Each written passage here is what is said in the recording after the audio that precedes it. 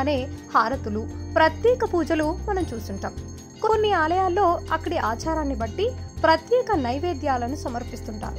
అయితే అందుకు భిన్నంగా బిస్కెట్లు, చాక్లెట్లు, మాంసం, చేపలు, మద్యాన్ని నైవేద్యంగా సమర్పించే దేవాలయం ఒకటి ఉందని మీకు తెలుసా?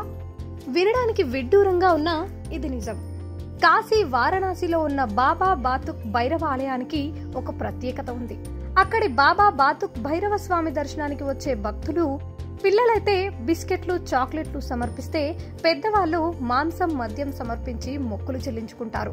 ఇక్కడ మహాదేవుడు 3 రూపాల్లో దర్శనమిస్తాడు. సాత్విక రూపం, రజస్వ రూపం, తామస రూపం.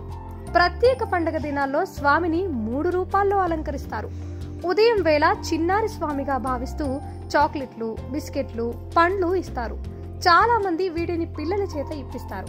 ఇక మధ్యాహ్నం వేళ పప్పు, రైస్, బ్రెడ్, కూరగాయలను సమర్పిస్తారు. రాత్రి మాత్రం మహాహారతి తర్వాత మటన్ కర్రీ, చికెన్ కర్రీ, చేపల కర్రీ, మద్యం సమర్పిస్తారు. వాటితో పాటు ఎగ్ ఆమ్లెట్ కూడా భైరవుడి రూపంలోని స్వామికి సమర్పిస్తారు.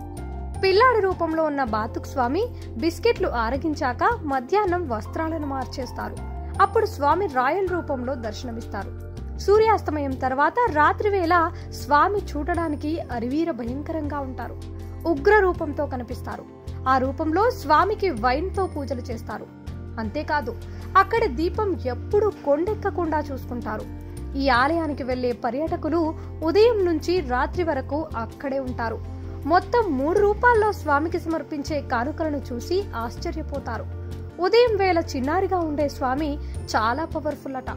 తన భక్తుల కష్టాలు, కన్నీళ్లను స్వామి ఖచ్చితంగా దూరం చేస్తారని భక్తులు నమ్ముతారు. అందువల్లే ఈ ఆలయానికి భక్తులు పెద్ద సంఖ్యలో వస్తారు. ముఖ్యంగా రాత్రి వేళ రద్దీ బాగా పెరుగుతుంది.